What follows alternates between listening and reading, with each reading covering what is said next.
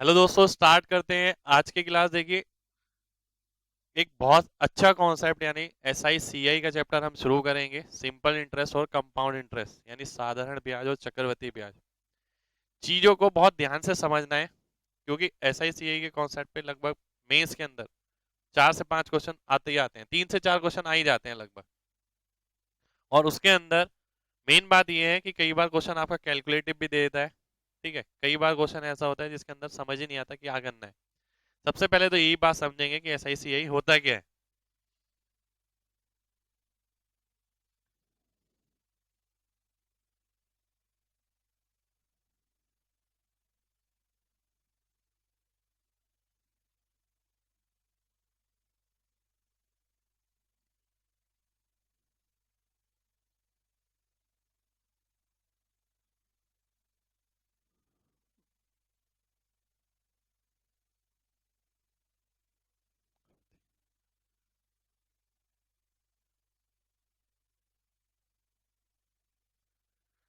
साधारण ब्याज और चक्रवृद्धि ब्याज अगर आप देखते हैं, देखिए बहुत सिंपल सी बात आपको ध्यान रखनी है। अगर मैं बोलता हूं 1000 रुपए की कोई राशि, 1000 रुपए की कोई राशि हम जमा कराते हैं। जो राशि आप जमा कराते हैं उसे प्रिंसिपल बोलते हैं। प्रिंसिपल यानी मूलधन।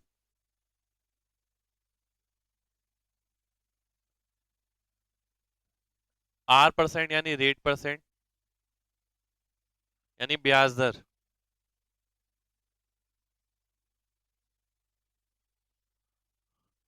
T हो गया टाइम, यानी समय। A हो गया अमाउंट, यानी मिश्रधन।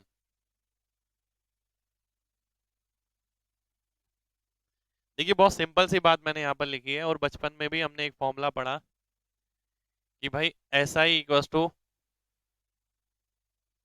P × R × T/100। और इसी को ही हम एल भी लिख सकते हैं, P × T का R%। कंपाउंड इंटरेस्ट में हमने फॉर्मूला पढ़ा सीआई के अंदर,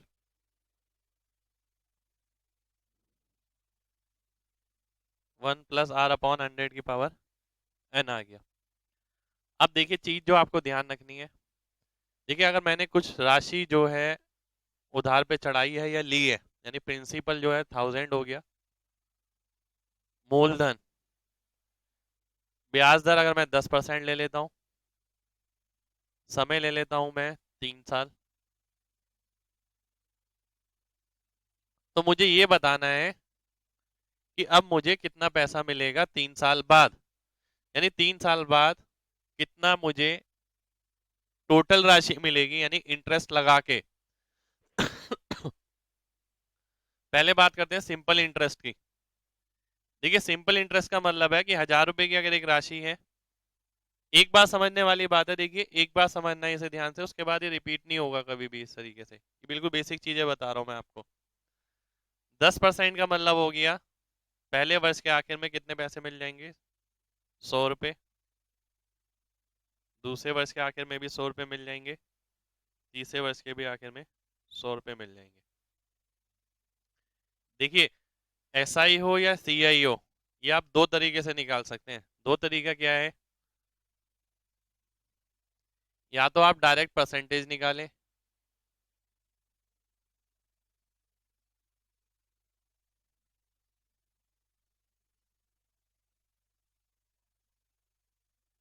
या इंटरेस्ट कैलकुलेट करें। इन दोनों चीजों पर है। हम दो चीजों पे काम कर सकते हैं, या तो आप डायरेक्ट परसेंटेज निकालिए कि 3 साल की कितनी परसेंट हो गई, या आप ये कैलकुलेट करिए कि प्रतिवर्ष कितना इंटरेस्ट मिलेगा और कुल साल का कितना इंटरेस्ट होगा। यहाँ पर आप देख सकते हैं 300 रुपये इंटरेस्ट हो गया। ये एस आई की बात हो रही है, क्योंकि इसी चीज को, ये हो गया आपका इंटरेस्ट कैलकुलेशन, कि पहले साल का भी 10%, दूसरे साल का भी, तीसरे साल का भी, और फाइनल ये हो गया। इसी चीज को मैं डायरेक्ट परसेंटेज से अगर निकालना चाहूँ, देखिए अगर मैं बोलता हूँ कि 10% इंटरेस्ट मिल रहा है 1 साल का, तो 2 साल का कितना मिलेगा आप कहेंगे 20। मैं कहूंगा 3 साल का कितना मिलेगा आप कहेंगे 30। ऐसा इसलिए क्योंकि ये एसआई है। एसआई का मतलब होता है साधारण ब्याज, जिसके ऊपर ब्याज पे ब्याज नहीं मिलता है। जैसे हम डेली जो ट्रांजेक्शन करते हैं, यानी बैंक वगैरह में आप देखते हैं, बैंक में आप लोगों का सबका अकाउंट है, आप ये देखते हैं उसके अंदर जो पैसा आता है, आपने जो पैसा डाल रखा है उस पे आपको ब्याज मिल रहा है। अब जो ब्याज आया वो भी आपके पैसे में जुड़ गया, और अगले साल जो है दोबारा से अगले साल या महीने, 3 महीने, 4 महीने, इसके हिसाब से ब्याज चलता है। तो आपने देखा फिर उस राशि पे ब्याज आया जो टोटल बन गई थी। अब आपका उस राशि पे ब्याज नहीं आया जो आपने सबसे पहले जमा कराई थी। मान लेते हैं आपने आज 2,000 रुपये जमा कराए बैंक में, ठीक है, कुछ भी रेट है, 4%, 5% एनुअली, कुछ भी रेट है। आपने देखा कि एक साल बाद उसके अंदर 5% और जुड़ गया। 5% अगर 2,000 का जुड़ गया यानी 100 रुपये जुड़ गए, 2,100 रुपये हो गए। तो 2,100 रुपये अगर आपने देखा एक साल बाद आपके अकाउंट में हो गए। अब अगले साल फिर आपने देखा कि भाई आपने उस अकाउंट से पैसे नहीं निकालने, कि जो पैसा है उसके अंदर जनरेट हो गया वो 2,100 पे 5% हो गया, यानी 105 रुपये और जनरेट हो गए उसके अंदर। यानी अब अगले साल टोटल मिला के आपके अकाउंट में 2,205 रुपये पाए गए। तो जो अब पैसे पे इंटरेस्ट मिला आपको, वो इंटरेस्ट मिला आपको टोटल राशि पर, वो 2,000 पे नहीं मिला। तो 2,000 पे अगर मिलता है तो उसे सिंपल इंटरेस्ट कहा जाता है, और अगर मिश्र धन पे मिलता है तो उसे कंपाउंड इंटरेस्ट कहा जाता है। कंपाउंड इंटरेस्ट यानी ब्याज पर ब्याज। फिलहाल हम यहाँ पर थे, 3 साल का 300 रुपये मिल गया। इसी को अगर मैं परसेंटेज से निकालता हूँ, 10% एक साल का, 3 साल का 30%, यानी 30% इंटरेस्ट हो गया। 1,000 रुपए की राशि थी, इसका 30% कितना हो गया, 300 रुपये। तो ये ऐसा ही हो गया। तो आप ये डायरेक्ट परसेंटेज से निकाल सकते हैं, ये डायरेक्ट या इंटरेस्ट कैलकुलेशन से निकाल सकते हैं। परसेंटेज से निकालना बेटर इसलिए रहता है क्योंकि सीधा आंसर मिल जाता है, पर परसेंटेज से निकालना हर बार इतना आसान नहीं रहता है। अब आते हैं सीआई पर। सीआई पे अगर मैं देखता हूँ, देखिए सीआई और एसआई में क्या फर्क है। जैसे कि मैंने आपको बताया, सीआई और एसआई में फर्क केवल इतना है कि जो सीआई होता है उसके अंदर आपको इंटरेस्ट पे भी इंटरेस्ट मिलता है, यानी ब्याज पर भी ब्याज मिलेगा। अगर पहले साल का अगर देखते हैं 100 रुपये, दूसरे साल का 100 रुपये, तीसरे साल का 100 रुपये, ये आपने निकाल लिया टोटल 300 रुपये। ये क्या था, ये एसआई था अभी, ठीक है। अब सीआई की अगर बात करते हैं तो जो आपके अकाउंट में 100 रुपये जुड़े होंगे, उन 100 रुपये पे भी ब्याज मिलेगा अगले वर्ष, जो कि 10 रुपये हो गया। जब तीसरे वर्ष की बात आएगी तो पहले वर्ष का जो इंटरेस्ट होगा उस पे भी ब्याज मिलेगा, दूसरे वर्ष का जो इंटरेस्ट होगा उस पे भी ब्याज मिलेगा, और इंटरेस्ट यहाँ डेवलप हुआ है इस पे भी ब्याज मिलेगा। तो ये 31 रुपये हो जाएगा, यानी 33,331 रुपये आपका इंटरेस्ट आ गया। कंपाउंड इंटरेस्ट और सिंपल इंटरेस्ट में केवल ये फर्क है। सिंपल इंटरेस्ट सिंपल सीधा कैलकुलेट करते हैं, कंपाउंड इंटरेस्ट के लिए इंटरेस्ट पे भी इंटरेस्ट मिलता है। यानी जो पहले वर्ष का ब्याज है उस पर आपको 10% मिला, दूसरे वर्ष में यानी आपको इतनी राशि मिलेगी। अगर मैं देखता हूँ तीसरे वर्ष में, तो जो पहले वर्ष का इंटरेस्ट था उस पे भी इंटरेस्ट मिलेगा, इस पे भी मिलेगा और इस पे भी मिलेगा। यानी जितना भी पैसा आपके अकाउंट में जमा है उन सभी पर आपको इंटरेस्ट मिलेगा। आपने देखा जो 1,000 रुपये जमा थे उसका तो आपने 3 साल का अलग से ही लिख लिया। उसके अलावा जो एक्स्ट्रा चीज जनरेट हो रही है, एक्स्ट्रा क्या जनरेट हो गया, 100 रुपये, 100 रुपये का ब्याज यहाँ मिल गया। फिर आपने देखा कि एक्स्ट्रा चीज क्या जनरेट हो रही है, ये पूरे 210 रुपये, इस पे भी ब्याज मिल गया, इस पे ब्याज मिल गया, इस पे भी ब्याज मिल गया। तो इसी को हम कई बार क्या करते हैं, मैं सीधा लिखता हूं कि भाई अगर ये 10 है तो ये सीधा 20 हो जाएगा। 20 इसलिए इसका दुगना, क्योंकि यहाँ पर और यहाँ का मिला के ये डबल हो जाता है, इसलिए आप इसे डायरेक्ट लिख सकते हैं। ये हम काफी जगह लिखेंगे इस तरीके से।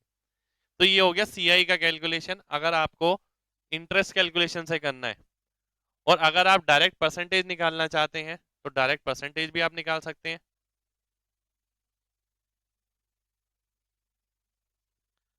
अब यहाँ पर आप देखते हैं जो ब्याज आ गया वो 331 रुपये आ गया। 331 रुपये का मतलब है 33.1%। अब 33.1% का फॉर्मूला हम लिखेंगे कि कैलकुलेशन किस तरीके से की जाती है। वैसे आप ये भी चीज ध्यान रखिए कि परसेंटेज के अंदर हमने पढ़ा था नेट इंक्रीज, अगर पहले 2 वर्ष की बात करी जाए तो 10% प्लस 10% प्लस 10 × 10/100,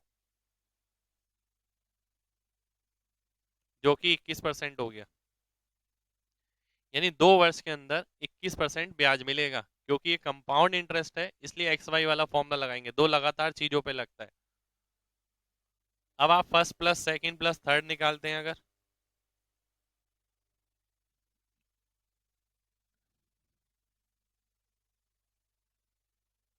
तो ये 33.1% आ जाएगा।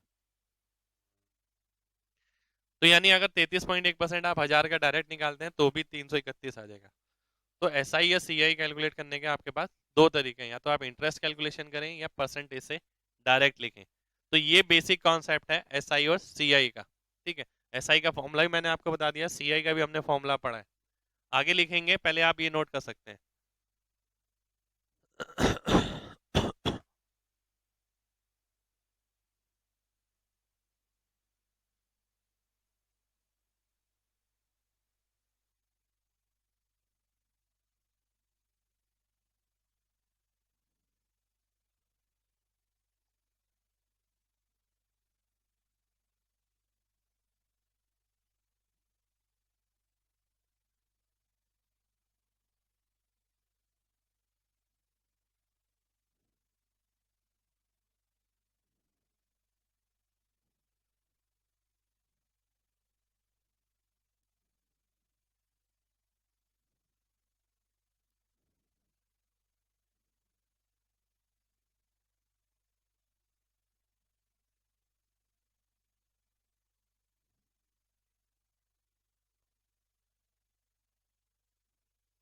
देखिए, एस आई का हमने फॉर्मूला पढ़ा,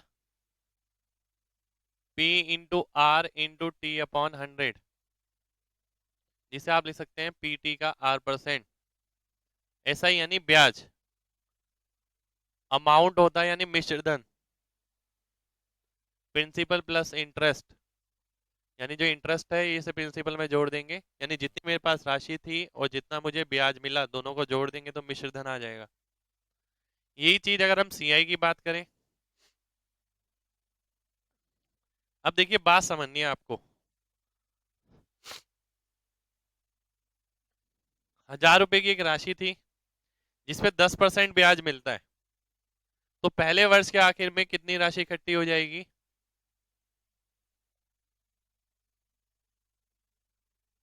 इतनी राशि इकट्ठी हो जाएगी पहले वर्ष के आखिर में। यानी पहले वर्ष के बाद आपके अकाउंट में इतने पैसे होंगे।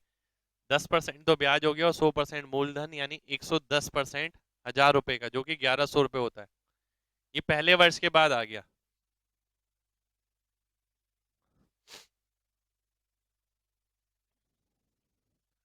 अगर मैं दूसरे साल के बाद की बात करूं,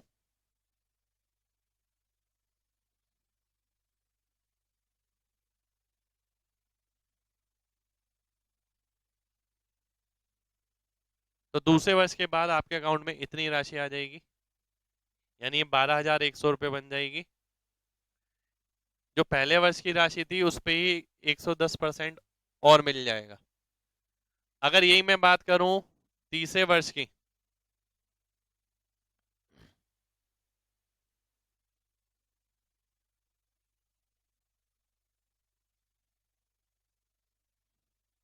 तो आपको ये राशि मिल जाएगी, यानी ये अमाउंट आ गया, मिश्र धन। और इसी को आप लिख सकते हैं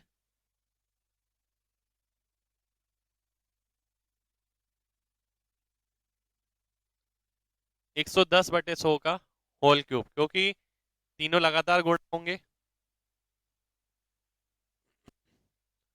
और इसी को मैं लिख सकता हूं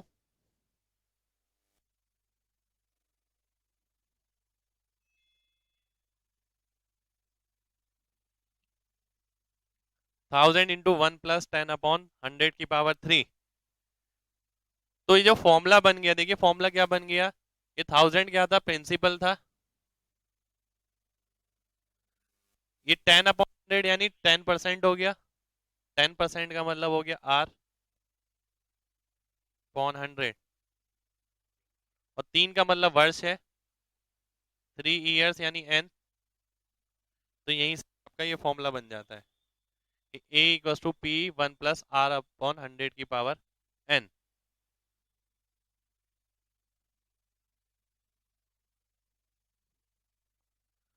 यहाँ में और यहाँ में क्या फर्क है देखिए, p plus p into R into T upon 100, p into 1 + RT/100। यहाँ अमाउंट ये होता है, यहाँ अमाउंट ये होता है। तो बेसिकली हमें केवल फॉर्मूला याद ही नहीं करना, आपको ये पता भी होना चाहिए कि फॉर्मूले के पीछे लॉजिकल कॉन्सेप्ट क्या है और ये कहाँ से बन रहा है। तो ये आपने देखा कि 1000 रुपए की राशि थी, 110% मिलेगा।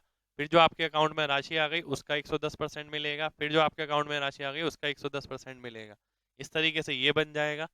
यानी यहीं से ही ये कॉन्सेप्ट बना है आपका।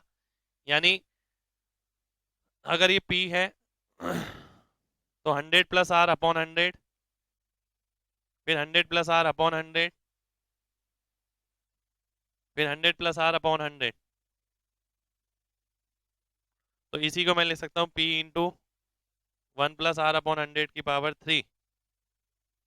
ये अमाउंट हो गया। और 3 क्या है यहाँ पर, n की वैल्यू हो गई, यानी नंबर ऑफ ईयर। तो ये अमाउंट का फॉर्मूला हो गया आपका सी आई का। तो सी आई का जो अमाउंट बनता है वो इस तरीके से बनता है। इसी तरीके से अगर मैं देखता हूं,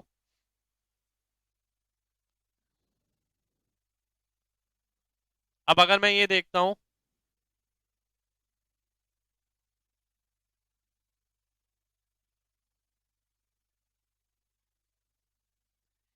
ए बाय पी की वैल्यू क्या आ गई, 1 + R/100 की पावर n। देखिए सारी जो जितनी बेसिक बताई जा रही है ये केवल आपको जिंदगी में एक बार समझना है, उसके बाद कभी भी नहीं समझना।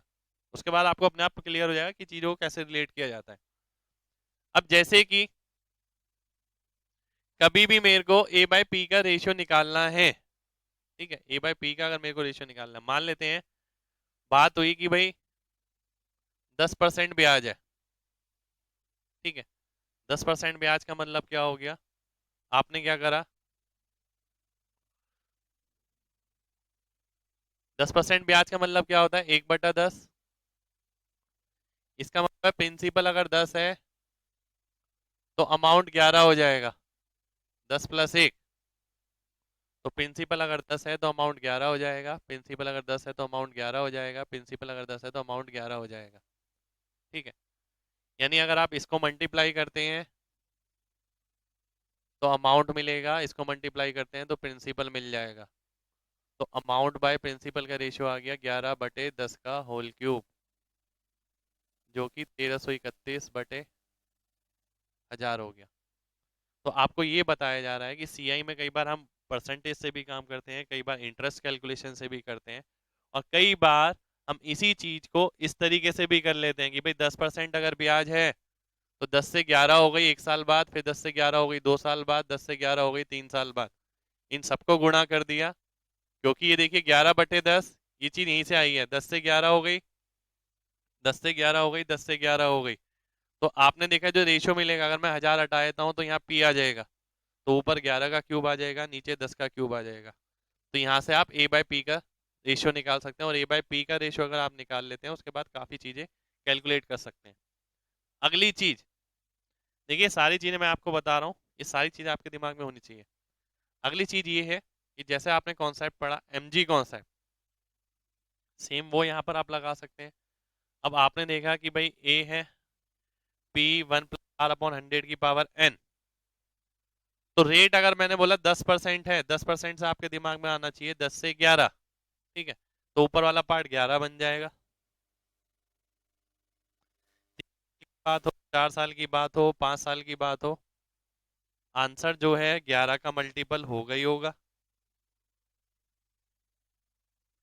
यानी ये वो सारी चीजें हैं जो हम इस पूरे चैप्टर में इस्तेमाल करेंगे, तो आंसर 11 का मल्टीपल होगा। इसके साथ आप और मल्टीपल भी ढूंढ सकते हैं। इसके अलावा हमने डीएस का कॉन्सेप्ट पढ़ा, डीएस का कॉन्सेप्ट एसआईसीआई के लगभग हर क्वेश्चन में इस्तेमाल कर सकते हैं, लगभग मैं बता रहा हूँ। यानी आपको कॉन्सेप्ट पता होना चाहिए, डीएस नहीं तो एमजी कॉन्सेप्ट, तो मैक्सिमम क्वेश्चन आपके इसी पे ही हो जाते हैं। तो डीएस का कॉन्सेप्ट भी हमने पढ़ा है, डीएस भी आप यहाँ लगा सकते हैं कि भाई नीचे। और एक चीज और ध्यान रखनी है, क्योंकि जब आप डीएस लगाएंगे तो नीचे वाले पार्ट को ज्यादा नहीं काटना है। अगर यहाँ पर देखिए 20% रेट लिखा होता, आर की वैल्यू 20, तो हम 120/100 करेंगे इसकी पावर n। मैं इसे काटूंगा नहीं, 20 छीक और 20 पंजे, क्योंकि अगर मैंने नीचे 5 लगा दिया तो डीएस निकालने के लिए फिर मेरे को लास्ट में 2 से गुणा करना पड़ेगा। बेटर ये है कि मैं उसे काटूं ही ना, अगर मैं डीएस पे काम कर रहा हूं तो आप ये फॉर्मूले लिख सकते हैं, फिर बढ़ेंगे आगे।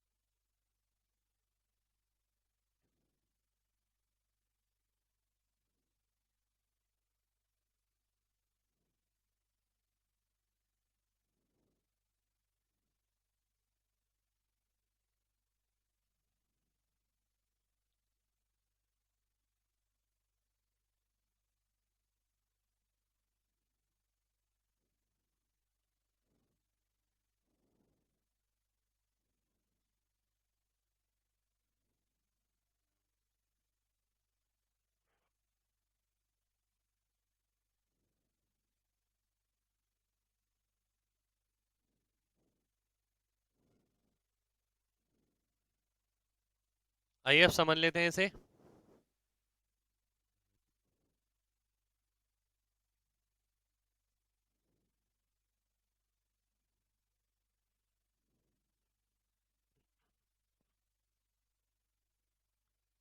देखिए सबसे पहले अगर आप देखते हैं, आपको मैंने एक बात बताई कि भाई ऐसे ही यही होता क्या है। उसके बाद हमने ये देखा कि इसे कैलकुलेट किस तरीके से किया जाता है। दो तरीके मैंने बताया, या तो आप परसेंटेज निकालिए सीधा, या दूसरा तरीका मैंने बताया आपको कि आप इंटरेस्ट कैलकुलेशन कीजिए। इन दोनों से आप आंसर निकाल सकते हैं।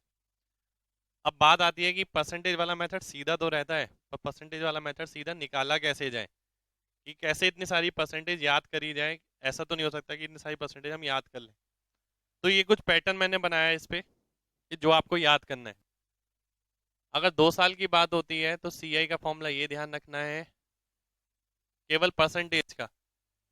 और ऐसा, और 3 साल का ये ध्यान रखना है। ठीक है। ये एग्जैक्ट परसेंटेज निकालने के लिए, जैसे सिंपल इंटरेस्ट तो बहुत सीधा रहता है कि अगर 15% ब्याज है, 2 साल का कितना हो जाएगा, 30%। और 15% के हिसाब से अगर मैं 2 साल का ये निकालता हूँ सीआई, तो आपको कैलकुलेशन करना पड़ता है कि 15 + 15 + 15 का स्क्वायर बटा 100, यानी 31.25 हो जाएगा।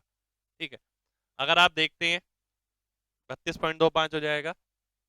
अगर आप देखते हैं 2a.a² बाय 100, अगर 2a.a² बाय 100 अगर हम देखते हैं, रेट की वैल्यू अगर 1 है तो 2 × a यानी 2, a² यानी 1 का स्क्वायर अपॉन 100 यानी 0.01 हो गया। ठीक है। इसी तरीके से आपने यहाँ देखा 4.04, 3 दूनी 6, 3 का स्क्वायर, 4 दूनी 8, 4 का स्क्वायर, 5 का स्क्वायर, 5 दूनी 10, 10 का स्क्वायर यानी 1 होता है 100, 100/100 यानी 1 हो गया। एक जोड़ना है किसके अंदर, 2a के अंदर, यानी 21 हो जाएगा। सेम ये चीज आपने 3 वर्ष के लिए देखी। 3a.3a² लास्ट से शुरू करना है, 1 का क्यूब यानी 1, 1 की जगह 0 1 लिखेंगे, 1 × 3 यानी 0 3 लिखेंगे, 3 × 1 यानी 3 लिखेंगे। दो अगर लगते हैं तो 2 की जगह 2 का क्यूब 8, 2 दूनी 4 × 3 = 12, 2 × 3 = 6, 3 का क्यूब 27, 3 का क्यूब 27, 3 × 3 = 9, 4 का क्यूब, 4 का स्क्वायर इंटू 3, 4 × 3। तो इस तरीके से परसेंटेज आप निकाल सकते हैं। अब या तो आपकी क्वेश्चन डायरेक्ट परसेंटेज पे भी बन सकता है, या एग्जैक्ट कैलकुलेशन पे भी बन सकता है। अब वो चीज सारी आप निकालनी सीख गए। एक चीज और ध्यान रखनी है, अब जरूरी नहीं है कि क्वेश्चन आपका सीआई पे एसआई पे एग्जैक्ट ही आए। हो सकता है कि डिफरेंस पूछ लिया जाए कि सीआई और एसआई का अंतर बताओ। ठीक है। तो ये जो फॉर्मूले हैं इसके अंदर सीआई भी है, एसआई भी है। अगर मैं देखता हूँ 2a, 2a का मतलब हो गया सीआई, एसआई, ये एसआई है। और बाकी जो बचा है, जैसे कि ये बचा, ये बचा, ये बचा, ये क्या है, अंतर है सीआई और एसआई के अंदर, कि इतने प्रतिशत का अंतर होगा। और जो भी वैल्यू होगी उस पर ये प्रतिशत लगा देंगे, आंसर आ जाएगा। तो यानी डिफरेंस भी पूछा जा सकता है कि कितना डिफरेंस होगा इतने रुपए की राशि पे इतने साल के लिए, सीआई से 2 वर्ष के लिए या 3 वर्ष के लिए। उसके बाद अगर आप देखते हैं यहाँ पर, यहाँ पर भी आप देख सकते हैं ये एसआई है पूरा, क्योंकि एसआई तो हम सिंपली कैलकुलेट कर लेते हैं, जो भी होता है ईयर्स उसे गुणा कर देते हैं। 3a 3 साल के लिए आर रेट है, बाकी जो बचा हुआ पार्ट है ये पूरा अंतर है। तो यानी पूरा अंतर हो गया। तो इस चीज को आपको ध्यान रखना है, ये पूरा चार्ट आपको ध्यान रखना है दिमाग के अंदर। यानी ऐसा नहीं है इसके लिए बार बार आपको लिखना पड़े। आइए अब बढ़ते हैं क्वेश्चन की तरफ। पहला क्वेश्चन लिखते हैं इसका। ये पूरा कॉन्सेप्ट हो गया एसआईसीआई का।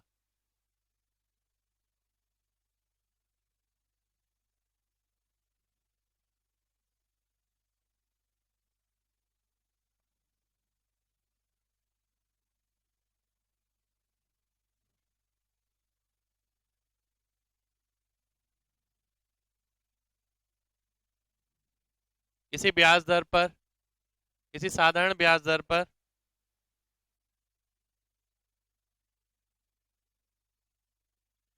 ए बी को 2 वर्ष के लिए 6,000 रुपए की राशि उधार देता है।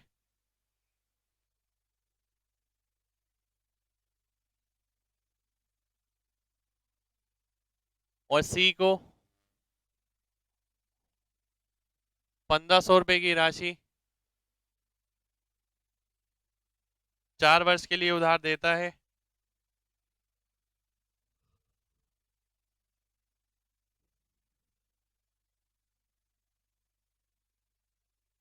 और ब्याज के रूप में दोनों से मिलाकर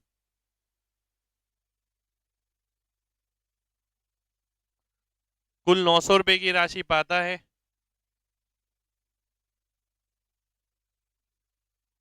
तो ब्याज दर होगा।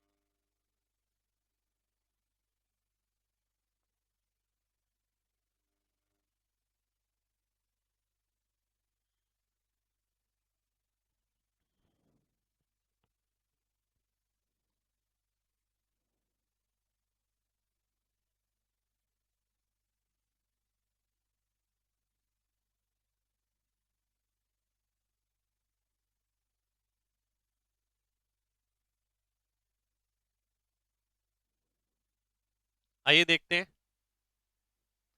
देखिए क्वेश्चन एग्जाम का ही है और क्वेश्चन आसान है, पर मेन डिपेंड ये करता है कि आप इसे कितनी आसानी से देख पाते हैं। अगर मैं देखता हूं 6,000 रुपये 2 वर्ष के लिए 8% की दर से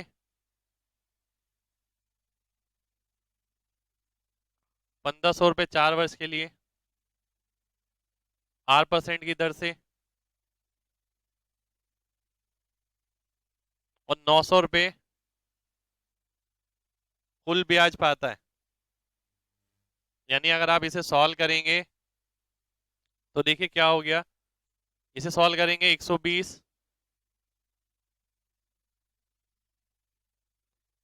इसे सॉल्व करेंगे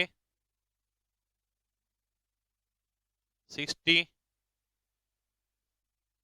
और आर की वैल्यू आपकी 5% आ जाएगी, यानी 5% आपका आंसर हो जाएगा। आपने ये फॉर्मूला पढ़ा था कि P into R into T upon 100, P into R into T upon 100। R की वैल्यू के लिए सॉल्व करेंगे 5% आ जाएगा। पर एक चीज ध्यान रखनी है, इसमें हमने कोई बहुत बड़ा काम नहीं कर दिया, थोड़ा सा ध्यान से समझिए इस चीज को। अगर देखिए 6,000 इंटू 2 को मैं 12,000 ही लिख देता तो कैलकुलेशन में कोई फर्क पड़ता? कोई फर्क नहीं पड़ता, कैलकुलेशन वही रहती। अगर मैं इसे 6,000 इंटू आर कर देता,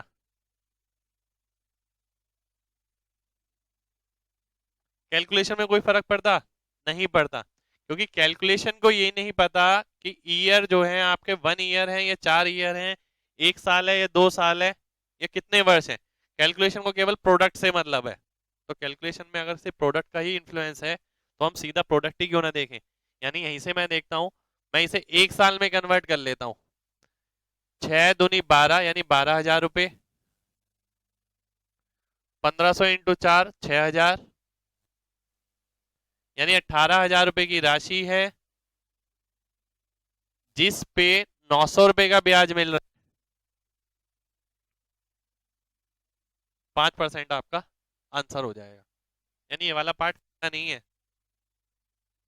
करना आपको ये है। और ये तो आप सीधा कर सकते हैं। देखिए मैंने आपको बताया कि ये जो साल है, ईयर्स है, इसका कैलकुलेशन पे कोई इन्फ्लुएंस नहीं पड़ रहा है। तो हम ये देख सकते हैं कि इसे 1 ईयर में कन्वर्ट कर दें अगर, देखिए 2 साल के लिए 6,000 रुपये दे या 1 साल के लिए 12,000 रुपये दे, इंटरेस्ट सेम ही आएगा। 4 साल के लिए 1,500 रुपये दे या 1 साल के लिए 6,000 रुपये दे, इंटरेस्ट सेम ही आएगा। तो आपने देखा 6,000 और 12,000 18, 18 पंजे 90, 5% आंसर, तो 5% आपका आंसर हो जाएगा। तो अब आप इसे नोट कर सकते हैं।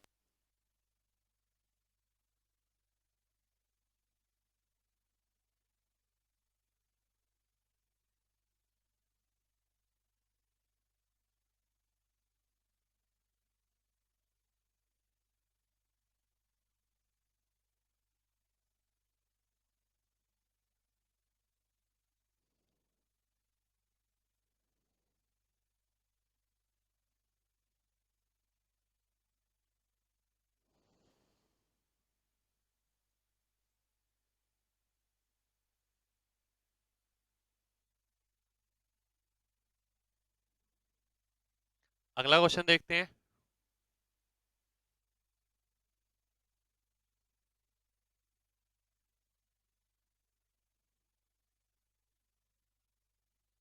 ए बी को 5,000 रुपए की राशि उधार देता है 2 वर्ष के लिए,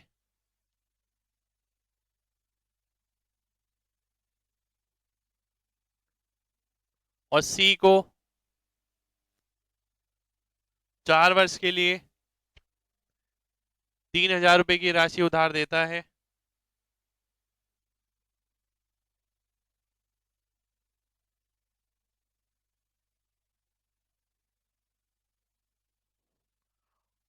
और कुल मिलाकर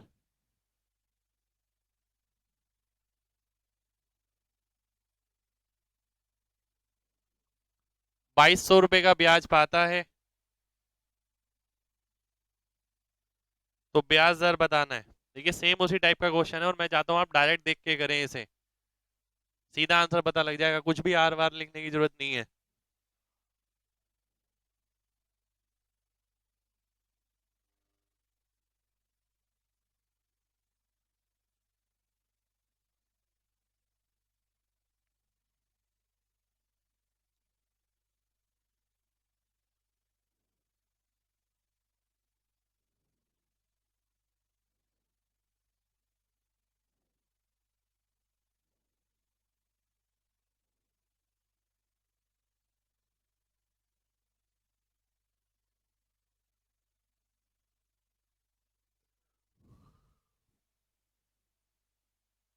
आइए देखते हैं।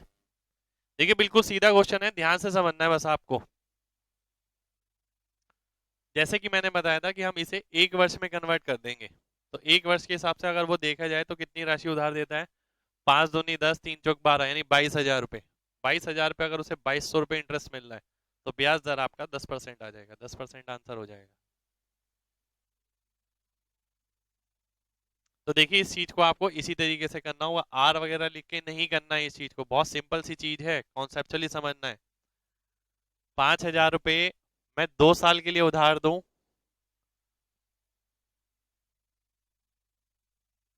आपने जो फॉर्मूला पढ़ा ये पढ़ा इंटरेस्ट का, ये जो प्रोडक्ट है ना इसका R% निकालना है आपको, केवल पी का या केवल टी का नहीं निकालना, इस प्रोडक्ट का निकालना है। यानी प्रोडक्ट सेम रहेगा जब तक, इंटरेस्ट सेम मिलता रहेगा तब तक। प्रोडक्ट सेम कर लेते हैं हम, 5 दूनी 10, 3 चौक 12, तो 10 और 12 कितना हो गया, 22। 22,000 रुपये, 2,200 रुपये ब्याज मिल रहा है, यानी 10% ब्याज मिल जाएगा, तो 10% आपका आंसर हो जाएगा।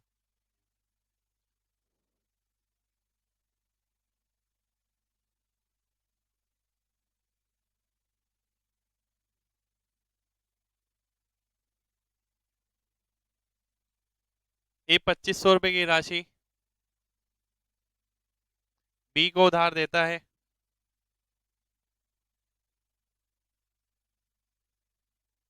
और कुछ राशि सी को उधार देता है समान समय के लिए,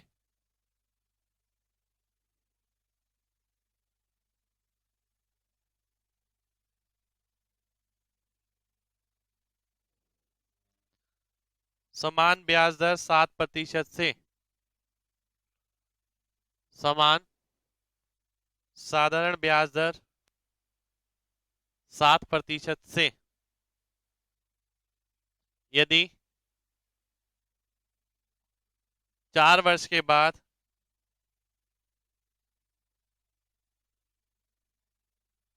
वह दोनों से मिलाकर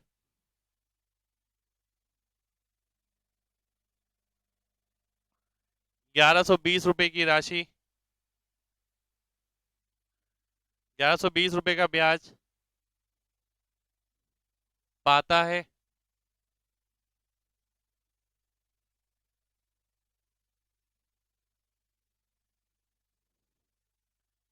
तो सी को उधार दी गई राशि थी देखिए SICI को जितना आप डेली लाइफ से कनेक्ट करेंगे उतना बेटर रहेगा। बिल्कुल साधारण तरीके से सोचना है, कोई फॉर्मूले वगैरह में नहीं जाना है बिल्कुल भी आपको।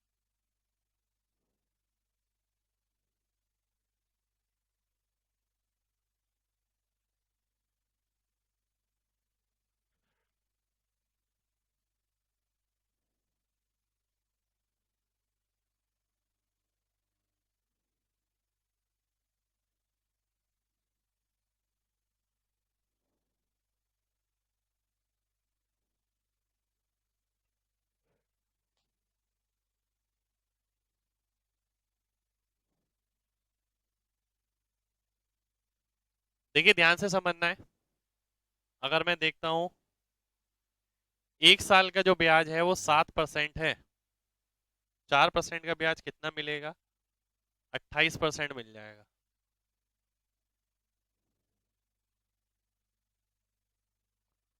और उस 28% की वैल्यू कितनी है? 1120 रुपए। यानी दोनों से मिलाकर जो मेरे को ब्याज मिलना चाहिए 7% के हिसाब से, तो वो 28% मिलना चाहिए, जो उनको कुल राशि दी गई है उसका। और उसकी वैल्यू आपको 1120 रुपए दे रखी है। यानी इसको मैं 40 से गुणा करूंगा, तो 100% कितना आ जाएगा? 4000 आ जाएगा। और 4000 रुपए की वो राशि है तो दोनों में बांटी गई है। बी को 2500 रुपए, सी को 1500 रुपए। 1500 रुपये आपका आंसर आ जाएगा। परंतु कोशिश करिए ये सब चीजें ना आपको लिखनी ना पड़े, क्योंकि देखिए मैं भी ना इसी तरीके से करता हूँ कि इसके अंदर लिखता मैं कुछ भी नहीं हूँ। मैंने डायरेक्ट देखा कि 7% एक साल का, 4 साल का 28%। 28 की वैल्यू 112, यानी 4 गुना 40 गुना हो गया, क्योंकि जीरो भी है उसके आगे। 100% की वैल्यू उसकी 40 गुना, यानी 4000 हो गया। यानी 4000 रुपये की राशि मैंने उधार दी होगी, जिसमें से 2500 रुपये बी को दी, बची हुई 1500 रुपये मैं सी को दूंगा।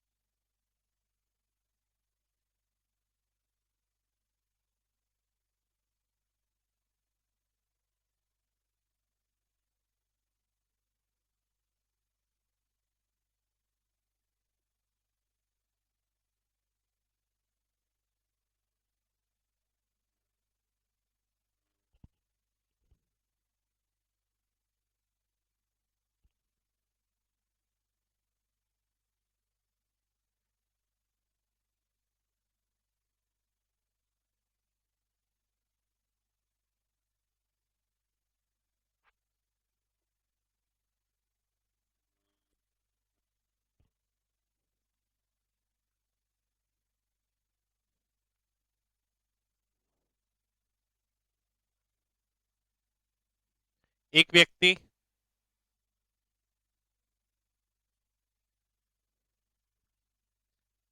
ये पाता है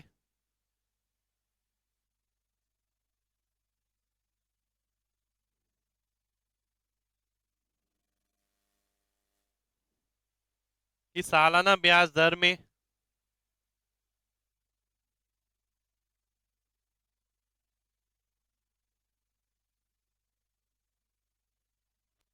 कि सालाना ब्याज दर 8% से 7 सही 3/4% होने के कारण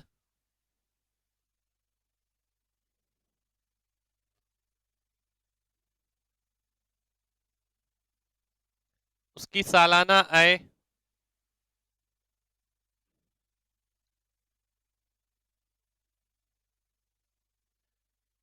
61 रुपये 50 पैसे कम हो जाती है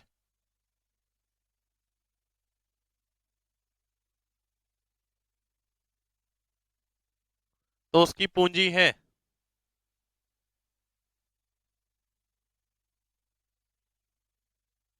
मूलधन बताना है यानी एक तरीके से आपको।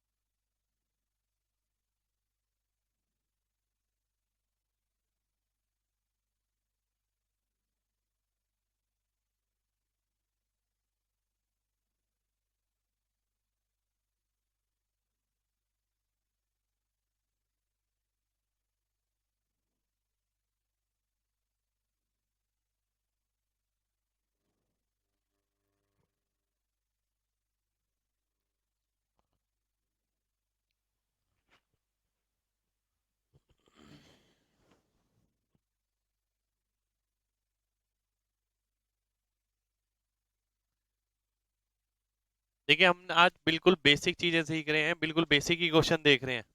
अगर एक बार बेसिक आपका क्लियर हो जाए उसके बाद हायर लेवल पे भी चलेंगे, हार्ड से हार्ड लेवल देखेंगे। पर मेन बात यह है कि आपको ये पता होना चाहिए एग्जैक्टली एस आई सी आई का मीनिंग क्या है और इस पे हम काम किस तरीके से करते हैं। अगर वो कह रहा है पहले ब्याज दर 8% था और अब 7 से 3/4% हो गया, यानी कितना कम हो गया, 1/4% कम हो गया। और जिसके कारण उसकी आय 61 रुपये 50 पैसे कम हो गई। ये चीज देखिए मैंने डायरेक्ट कैसे लिखी, बात को समझिएगा। P इंटू टी, R1%,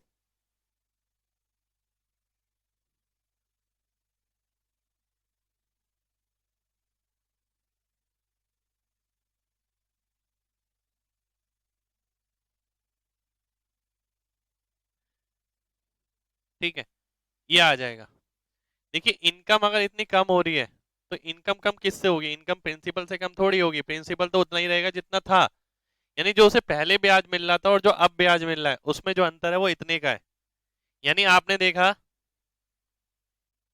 कि जो राशि है इसके इतना अंतर इसके बराबर है, क्योंकि टी की वैल्यू तो 1 ही दे रखी है आपको। तो प्रिंसिपल का अगर R1 - R2% निकालेंगे वो इतना आएगा। R1 - R2% कितना है, 1/4% है। और 1/4% की वैल्यू इतनी दे रखी है और आपको 100% की निकालनी है। अब यहाँ देखिए आप क्या कर सकते हैं, जैसे कि हमने पहले भी किया है, यहाँ आप डीएस भी लगा सकते हैं, एमजी कॉन्सेप्ट भी लगा सकते हैं। अगर मैं देखता हूँ इसके अंदर 3 आ रहा है तो 3 का मल्टीपल आएगा आंसर में। ये कट गया, ये कट गया, ये कट गया, सी ऑप्शन मेरा आंसर हो जाएगा। इसी में मैं डीएस लगा सकता हूँ। डीएस हमने पढ़ा था, इसके अंकों का योग कितना हो गया, 6 5 11 और एक 12, यानी 3। 3 4 से गुणा होगा, ये इससे गुणा होता है, इससे भाग होता है, इसके अंकों का योग 3 हो गया इंटू 1। और इससे भाग होता है यानी 1/4 यानी 4। तो ये 3 आ गया। तो जिसके अंकों का योग 3 होगा वो ऑप्शन आपका आंसर हो जाएगा। यानी एमजी कॉन्सेप्ट भी आपने इस्तेमाल किया और आपने डीएस भी इस्तेमाल किया, दोनों से आप आंसर कर सकते हैं।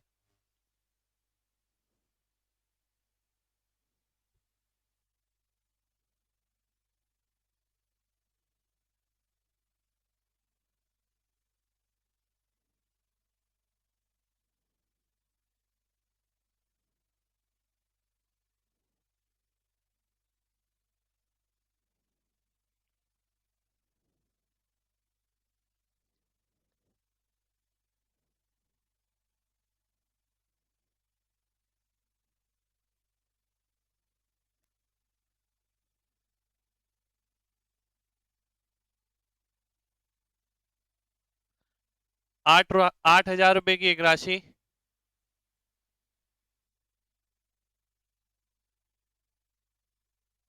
3% वार्षिक दर से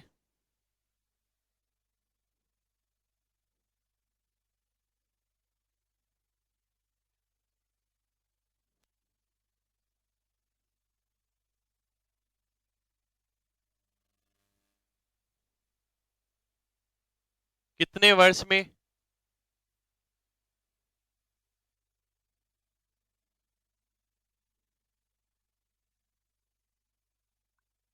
उतना ही ब्याज देगी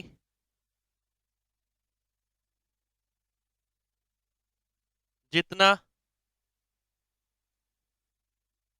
6,000 रुपए की एक राशि 5 वर्ष में 4% साधारण ब्याज से देती है। ध्यान से समझना है क्वेश्चन, केवल ये 1 सेकंड 2 सेकंड का क्वेश्चन है, देखिए। और वो डिपेंड करता है कि आपने पहले देखा हुआ है या नहीं देखा हुआ।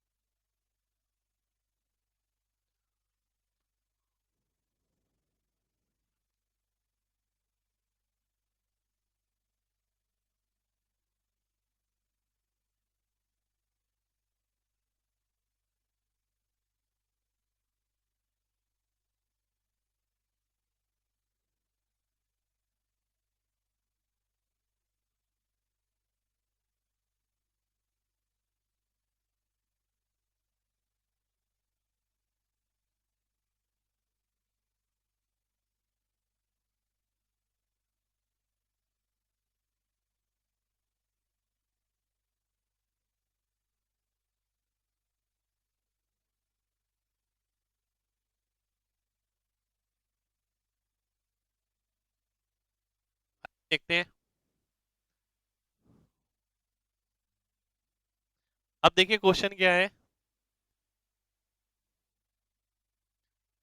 कि ब्याज I1 I2 के बराबर है,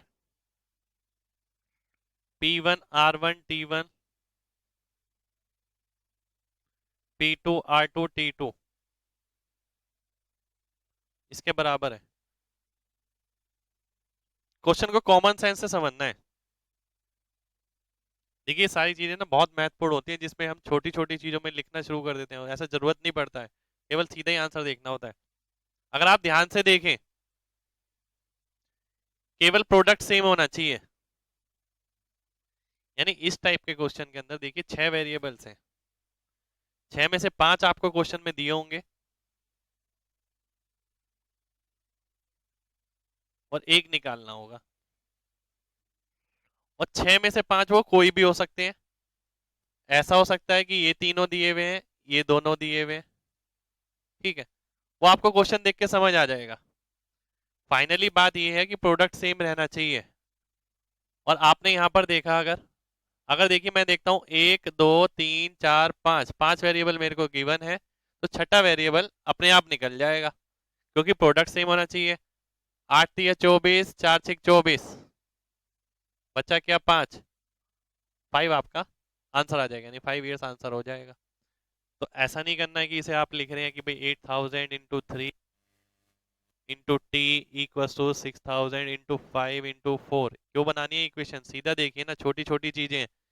इसमें अगर लिखते रहेंगे तो छोटी छोटी चीजों पे लिखना पड़ेगा, तो बड़ी चीजों पे बहुत ज्यादा लिखना पड़ेगा। तो केवल प्रोडक्ट सेम करना है। 8 3 24, 6 4 24, 5 आंसर हो गया। और जरूरी नहीं है वर्ष ही पूछा जाए, हो सकता है ये रेट पूछ ली जाए, हो सकता है प्रिंसिपल पूछ ले जाए, कुछ भी पूछा जा सकता है।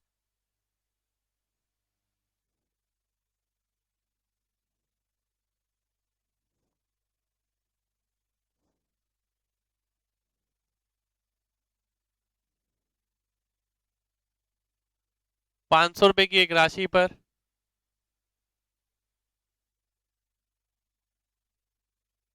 4 वर्ष के लिए 6.25% की साधारण ब्याज दर से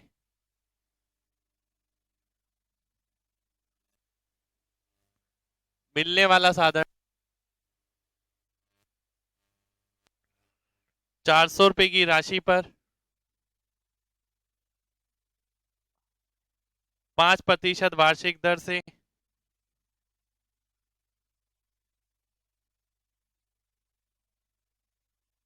कुछ समय के लिए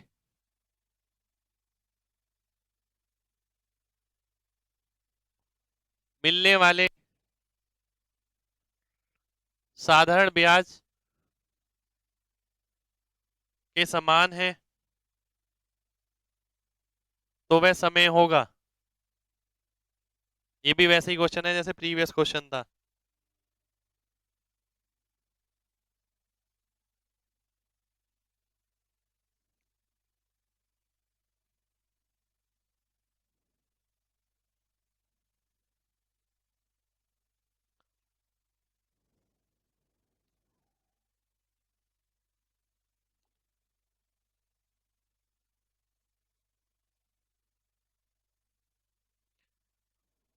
देखिए अब चूंकि आपने कॉन्सेप्ट पढ़ लिया है तो आंसर आप सेम सीधा सीधा जल्दी जल्दी निकाल सकते हैं।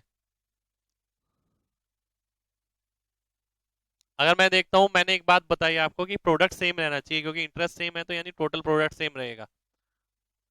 अगर आप देखते हैं 5 चौक 20, 4 पंजे 20, ये मैं सीधा काट देता हूं, ये आंसर हो जाएगा आपका 6.25 ईयर्स। क्योंकि टाइम पूछा है तो इसलिए ईयर आएगा, यानी डी ऑप्शन आपका आंसर हो जाएगा। तो केवल प्रोडक्ट आपको सेम करना है, 5 चौक 20, 2000, ये भी 2000, बचा क्या केवल 6.25, 6.25 आपका आंसर हो जाएगा।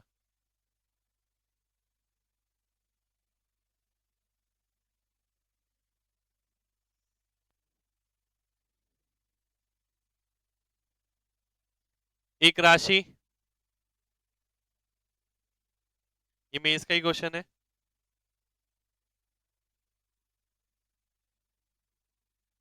खुद की 7/6 गुना हो जाती है 3 वर्ष में साधारण ब्याज दर से, तो ब्याज दर होगी।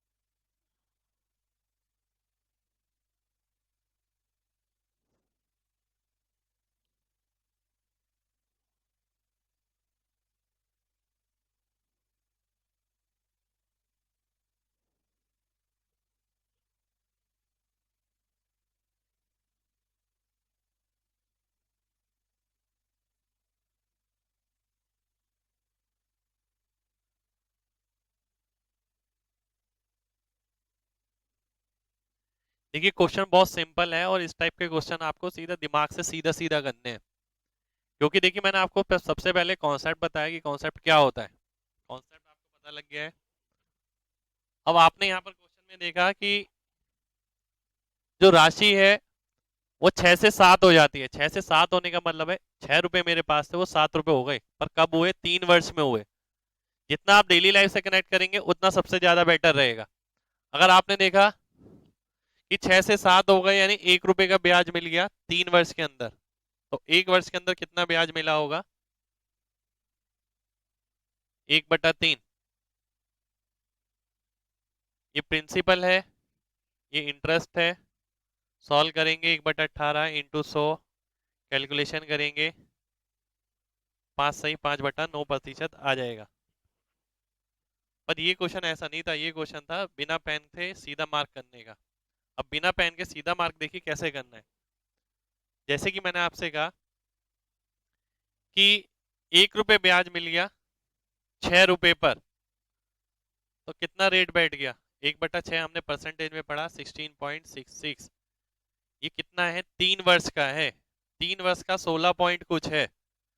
तो इनमें से कौन सा ऑप्शन ऐसा हो सकता है जिसे मैं 3 से गुणा करूं और 16.66 आ जाए? तो आप देख सकते हैं केवल एक ही ऑप्शन है, पहला, जो 16.66 बनेगा, यानी ये वाला ऑप्शन आपका आंसर हो जाएगा। एक बार दोबारा से देखिए, देखिए जितना एस आई सी आई के अंदर पेन छोड़ के आराम से बैठेंगे और कोशिश करेंगे कि चीजों को समझा जाए कि कॉन्सेप्ट क्या रहा है। ये नहीं कि फॉर्मूले हम लगा रहे हैं, काट रहे हैं और फिर आंसर निकाल रहे हैं, बहुत कम करना है ऐसा। अब आपने देखा 6 रुपए की राशि पर अगर 1 रुपए ब्याज मिलता है तो ब्याज मिल गया 16.6। 16.6% ब्याज पर ये 1 वर्ष का नहीं है, ये है 3 वर्ष का। और क्योंकि ये साधारण ब्याज है तो 3 से सीधा सीधा भाग कर देंगे, यानी या तो 3 से सीधा सीधा मैं भाग कर दूं इसे तो रेट निकाल लूं, या फिर मैं ये कर सकता हूं कि ऑप्शन को 3 से गुणा कर दूं और 16 के करीब बना लूं। तो मैं देख सकता हूं ए ऑप्शन ऐसा है जो आंसर हो जाएगा।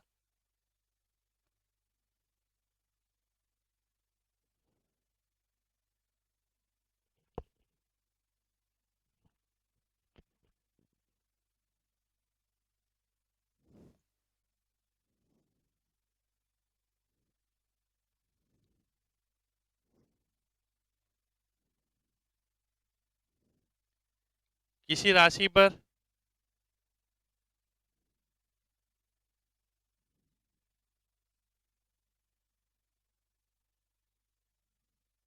6 सही 1/4 वर्ष के आखिर में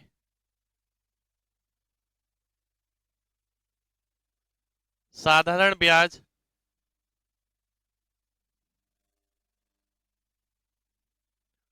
उस राशि का 3/8 हो जाता है,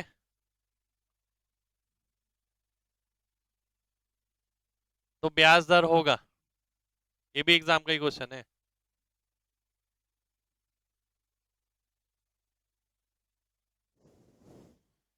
मेंस में आया हुआ क्वेश्चन है, 14 मेंस या 15 मेंस में से किसी एक का है।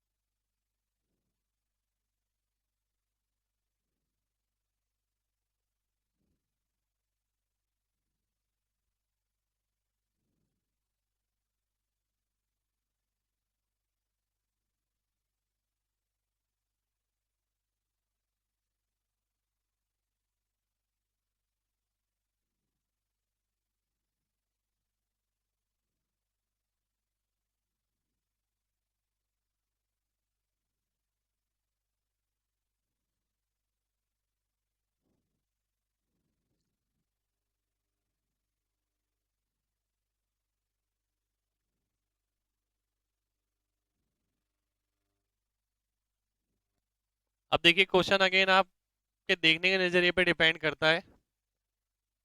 इंटरेस्ट 3 रुपए है, प्रिंसिपल 8 रुपए है, 6.25 वर्ष दे रखे हैं,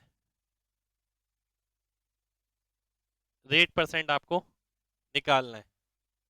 ठीक है, इंटरेस्ट है आपका 3 रुपए और पी आर टी 100, ये आ जाएगा इस तरीके से, यानी आर की वैल्यू आपको निकालनी है।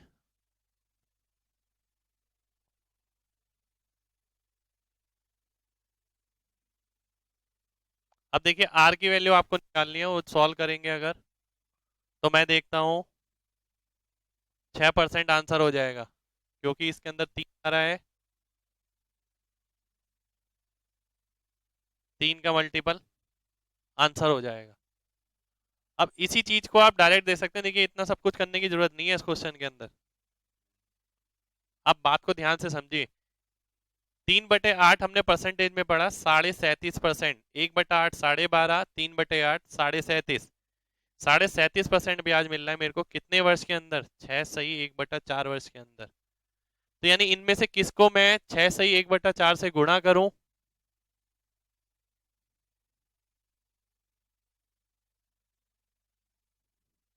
जो 37.5 आ जाए। तो आप देख सकते हैं केवल दूसरा ऑप्शन ही संभव है, बाकी ये सब कट जाएंगे। तो बी ऑप्शन मेरा आंसर आ जाएगा। यानी केवल सेकंडों का खेल है, सेकंडों में आपको पता लग जाएगा 37.5, 37.5 बनेगा कैसे। 6 से 1/4 को किससे गुणा किया जाए, ये छोटा पड़ जाएगा, ये बड़े पड़ जाएंगे। तो केवल बी ऑप्शन ऐसा है जो आपका आंसर होगा। यानी इस तरीके से नहीं बनाना, दिमाग में सोचना है।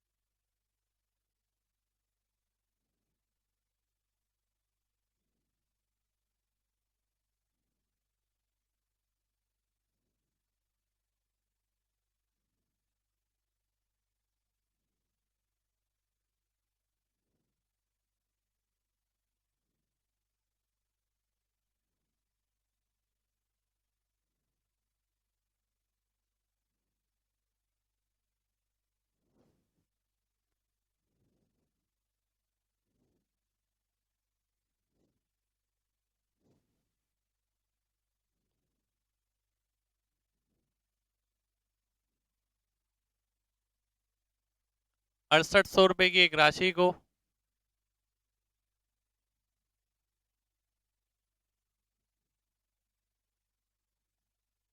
दो भाग में इस तरीके से बांटना है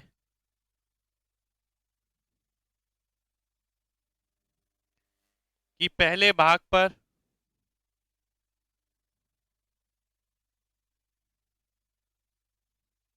3 सही 1/3 वर्ष के लिए 6% से मिलने वाला साधारण ब्याज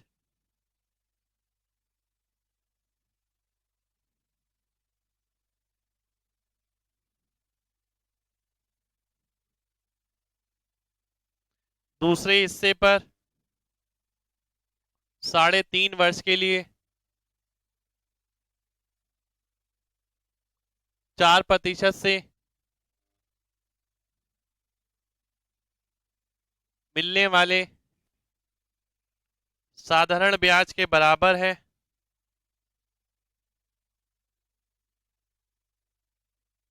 एग्जाम का ही क्वेश्चन है।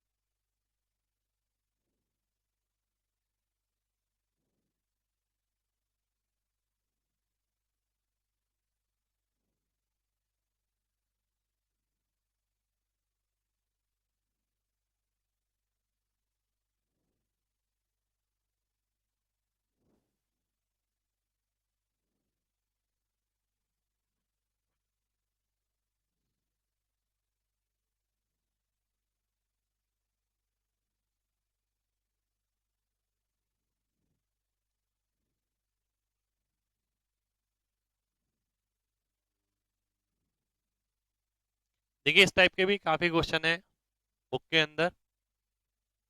अगर आप ध्यान से देखते हैं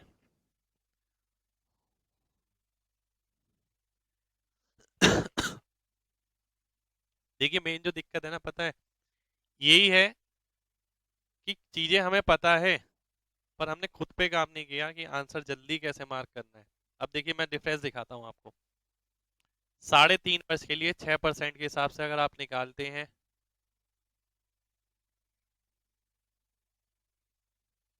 और 3.5 वर्ष के लिए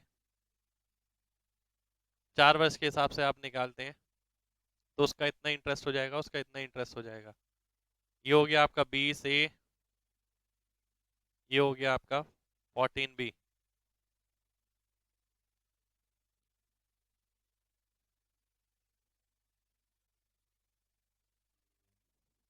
ये आ गया। अब इतना लिखा आपने, फिर आपने देखा 17 यूनिट की वैल्यू 6800 है, 1 यूनिट की वैल्यू 400 हो गई, 7 की 2800, 10 की 4000, और फिर आपने आंसर मार्क कर दिया। ठीक है। अब देखिए केवल थोड़ा सा मॉडिफिकेशन करना है अपने अंदर, और उसी चीज का सिलेक्शन है। पेपर में ना, कभी ध्यान से समझिए, इतनी बात लिखी नहीं जाती कभी भी। अगर पेपर में हम इतना लिखेंगे तो सिलेक्शन नहीं हो पाएगा। ये केवल समझाने का तरीका है कि आपको चीज समझ आ गई है। अब देखिए एक चीज ध्यान रखिए, अगर मैं बोलता हूं ए का 4 गुना बी के 5 गुना के बराबर है, बात को ध्यान से समझिएगा,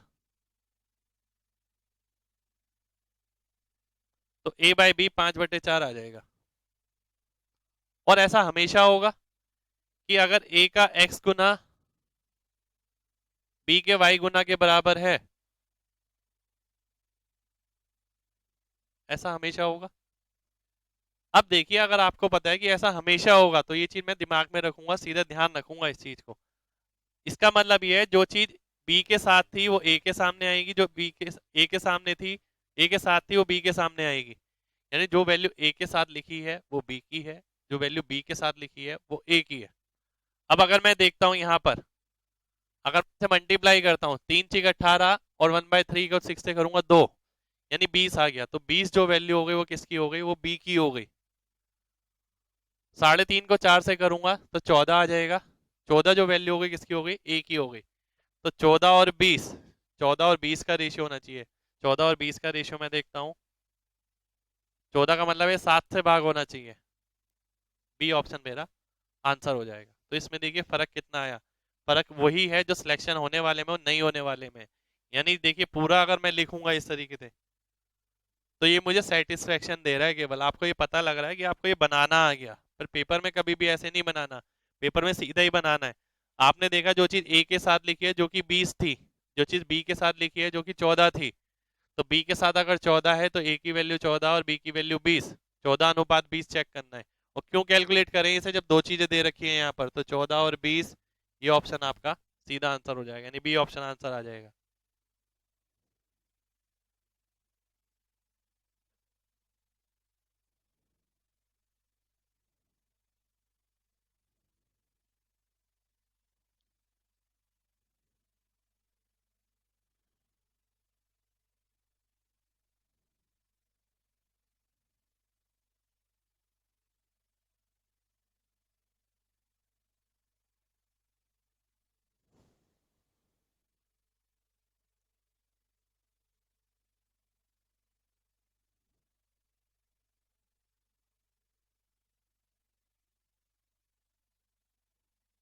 एक और क्वेश्चन है, सेम इसी टाइप का, एग्जाम का ही क्वेश्चन है।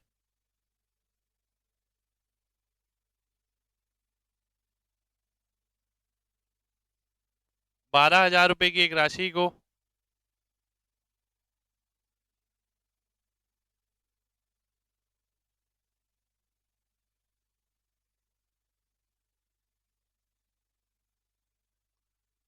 दो हिस्सों में इस तरीके से बांटना है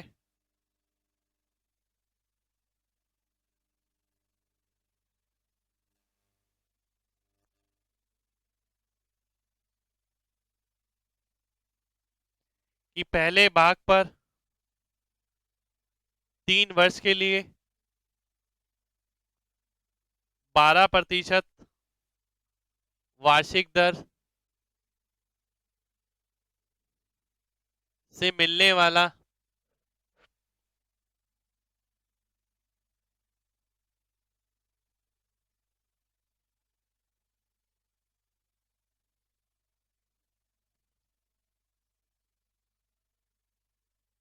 साधारण ब्याज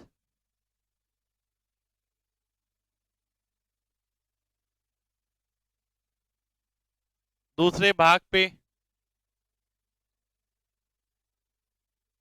4.5 वर्ष के लिए 16% वार्षिक दर से मिलने वाले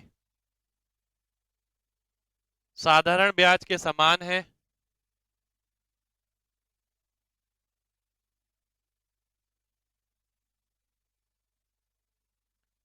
तो पहले और दूसरे हिस्से का अनुपात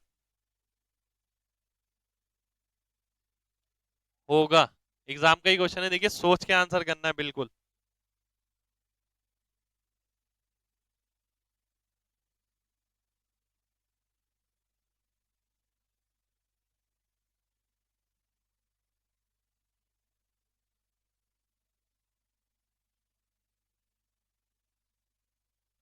और बिना पेन लगाए आंसर करना है, देखिए सीधा बोर्ड पे देखकर।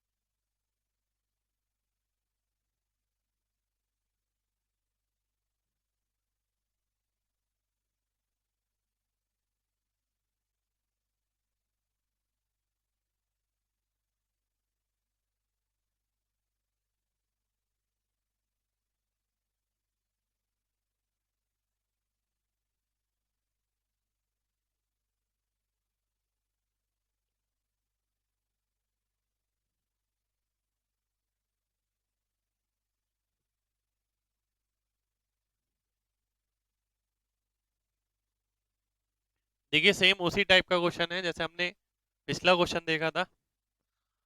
वहां पर ये पूछा गया था कि वो राशि कितनी होंगी, जिसमें हमने रेशियो निकाल के और उससे आंसर मार्क किया था। यहाँ हमसे पूछा ही रेशियो गया है। सीधी सी एक बात कि भाई अगर ए के साथ वाली चीज बी के साथ वाली के बराबर है, तो बी के साथ जो लिखी है वो ए की वैल्यू है, जो बी के ए के साथ लिखी है वो बी की वैल्यू है। अगर आप देखते हैं 12 × 36, तो 36 वैल्यू हो गई किसकी, 36 वैल्यू हो गई बी की। 16 को 6.5 से गुणा करेंगे तो आ जाएगा 72। तो 72 वैल्यू हो गई ए की और 36 वैल्यू हो गई बी की, यानी 2:1। बी ऑप्शन हमारा आंसर हो जाएगा। जब आप बुक से क्वेश्चन करेंगे आप देखेंगे इस टाइप के काफी क्वेश्चन। अगर आपको हैबिट है तो मैं ये मानता हूँ कि 80% क्वेश्चन बिना पेन के हो जाएंगे बहुत आराम से। पर कॉन्सेप्चुअल पार्ट भी आपके पास होना चाहिए। आपको ये भी पता होना चाहिए कि इस क्वेश्चन का क्लाइमेक्स क्या है। जैसे कई बार मैंने क्वेश्चन में बताया कि प्रोडक्ट सेम रहेगा, तो केवल प्रोडक्ट से ही मतलब है। आज की क्लास में अगर हम देखते हैं तो एक आध जगह हमने डीएस का इस्तेमाल किया, भी केवल एक आध जगह किया है, और एमजी कॉन्सेप्ट भी हमने लगाया। तो ये सारी चीजें अगर आपके पास हैं तो बहुत कम क्वेश्चन ऐसे होंगे जिसमें आप उलझेंगे, बाकी ज्यादातर क्वेश्चन आपको सीधा सीधा ही लगेंगे। और उन सभी क्वेश्चन के अंदर कोशिश ये करनी है कि आपको पेन ना लगाना पड़े। अब देखिए दोबारा से समझ लेते हैं एक बार इसे। 12 × 36, तो 36 ए के साथ लिखा है तो 36 वैल्यू हो गई बी की। 16 × 4 = 64, 64 और 16 का आधा 8, 72। तो 72 वैल्यू हो गई ए की। तो 72 ऊपर आएगा और 36 नीचे आएगा। 2:1 आपका आंसर हो जाएगा। तो देखिए आज की क्लास में हमने डिस्कस किया कि एसआईसीआई का बेसिक कॉन्सेप्ट क्या है और बेसिक बेसिक क्वेश्चन। कई क्वेश्चन ऐसे भी थे जो मैंने मेंस के लिए, पर मैं मानता हूं मेंस और प्री का ऐसा कुछ नहीं है, क्वेश्चन अच्छा होना चाहिए। तो अभी हमने मेरे हिसाब से बहुत सिंपल क्वेश्चन देखे हैं आज की क्लास के अंदर। तो नेक्स्ट क्लास में और भी अच्छे क्वेश्चन देखेंगे इससे, और अच्छे लेवल के क्वेश्चन देखेंगे, और एसआई और सीआई हम दोनों मिलाकर पढ़ेंगे, क्योंकि ऐसा नहीं पूछा जाएगा कि एसआई का क्वेश्चन अलग है और सीआई का अलग है, दोनों मिलाकर ही कभी भी पूछा जाता है। तो हम उसे मिक्स ही पढ़ेंगे। तो आज के लिए इतना ही करेंगे, अब आप इसे देख सकते हैं।